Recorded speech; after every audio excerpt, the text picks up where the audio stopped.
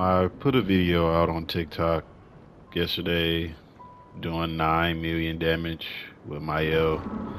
Now I know some people in the comments wanted the team comp and stuff, so I got you. So the only thing I mainly use for him is marking shot. That's it.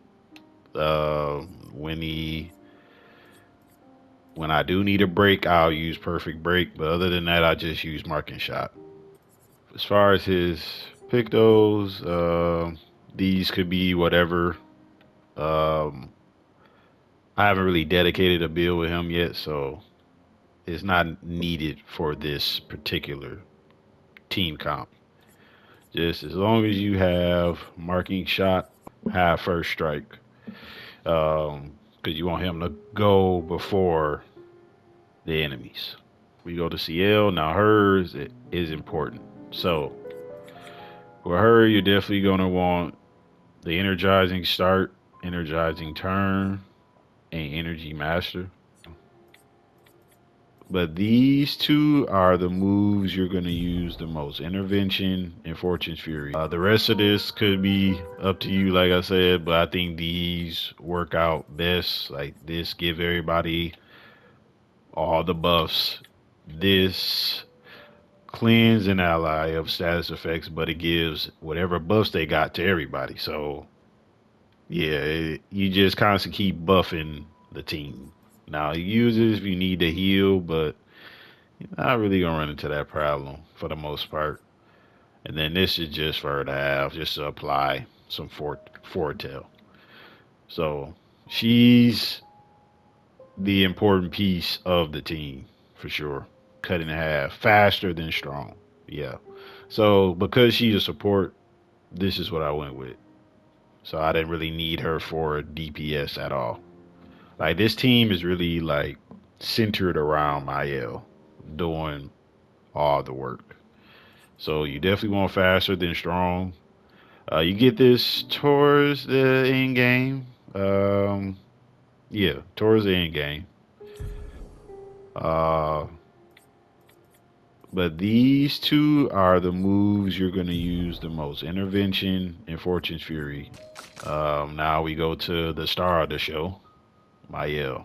So Maelle, you will want these moves exactly. You're gonna want last chance. This reduce self health to one, but refills AP and switches to Vitriol stance. And it doesn't say this. When you do this, for the most part, your turn starts again. Now there have been moments where my turn didn't start. I didn't really understand why, but for the most part, when I've done this, my turn started again.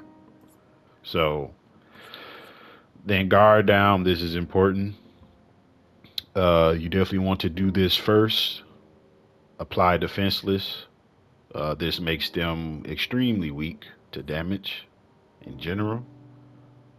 This is so you can break when their break bar is full, and then if you're in Ventrios, you stay there, which is good. Like Vitriol stance is super important. Like your goal is to keep that stance up.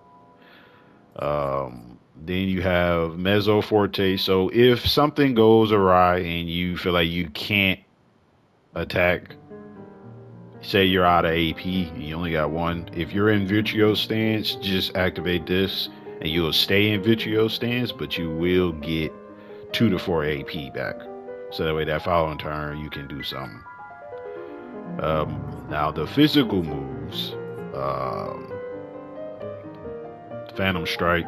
This is the AoE to just clear people, to hit multiple targets, with as much damage as possible. Also, give 35% for gradient charge, which is important because when you are trying, when you're doing the team comp, sometimes if you don't have that gradient bar to get Maelle back into Vitriol stance, you're kind of like, damn, you gotta wait and do it again. You gotta wait. You may have to wait a turn. Um, so it's important sometimes to get that gradient charge.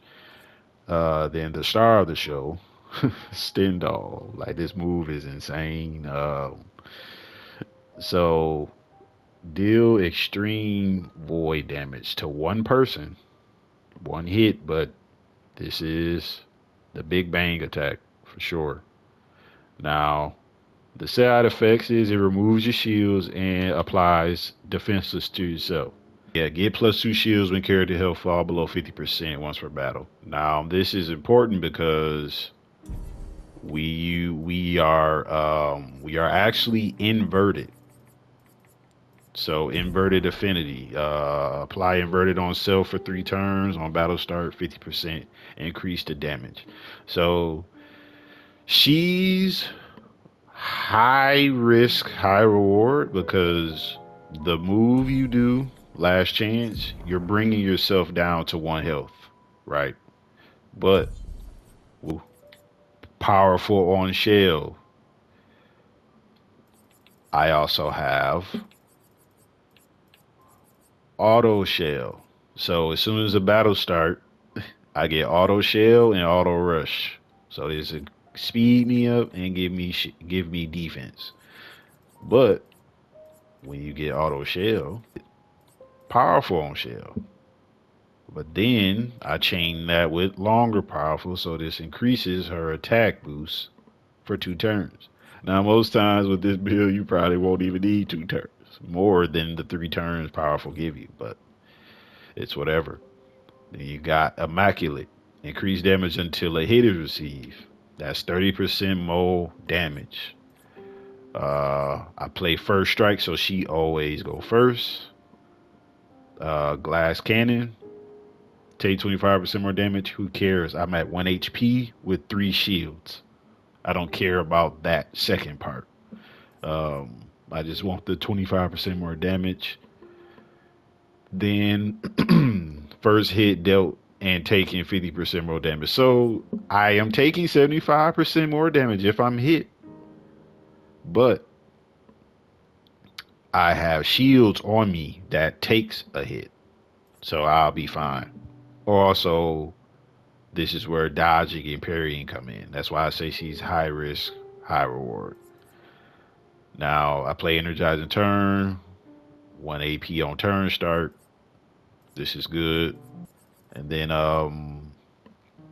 now with inverted, you gotta be careful because you can't heal. If you get healed, you die because your health is at 1 HP.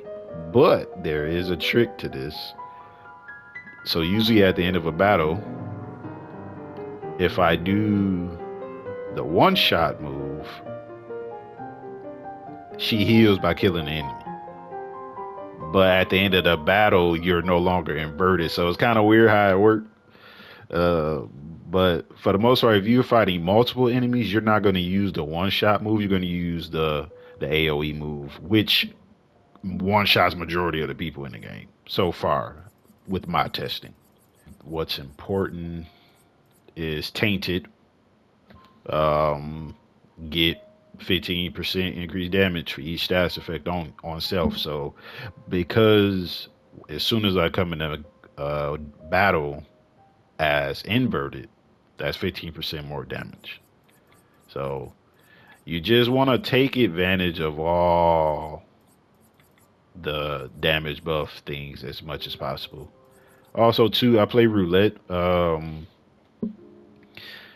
Every hit has a chance to either have a 50% chance to deal either 50% or 200% of its damage. So this alongside a vitriol stance is crazy as it is. So you don't really worry about the 50 part because you do so much damage anyway. Like that doesn't really bother you. I also play shortcut. This is a in-game Picto. Immediate play when falling below 30% health. Yeah, that's pretty crazy. I mean, this is an in-game video, guys, so you already know. You get this, you beat the paintress, this is what you get, right? The important things, also 2 critical burn, can't forget this. Play the fire whip with her. I know everyone else plays the weapon with that's from the real tall snoo gesture. uh, but yeah, I chose critical burn. So, and I'm not done with the build, mind you. Like I said, like she's only 87, so I'm not even done with seeing the full damage potential of this build, honestly. So another important pick though is cheater. You get it from a certain boss, and um, it's a boss in the water that's like a metal looking guy. You could get it. You could get this picked up early, but I waited till after like I got leveled up some, cause yeah, he would take a real long time to kill if you don't. So yeah, but that's the team comp, and I will show you it to you in that.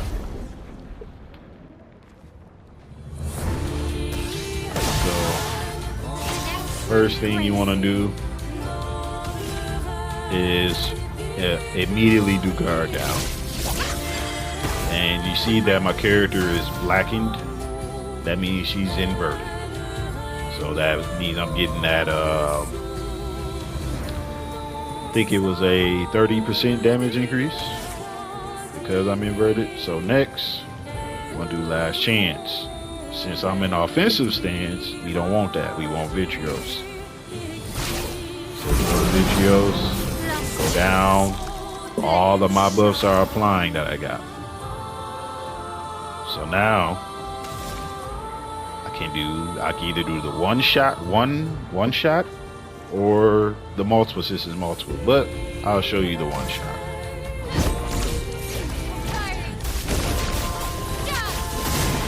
16 million, right?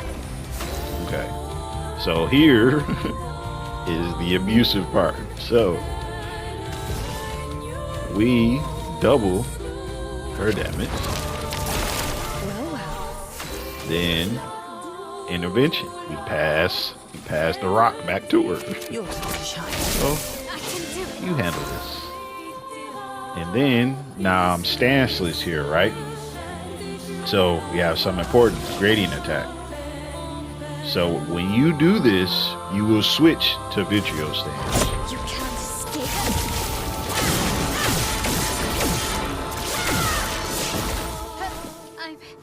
And then you're able to go again. So now you just do one shot kill. And like I said, 16 million damage. That's the guide. And please like, subscribe, share with your friends. And I'm out. Peace.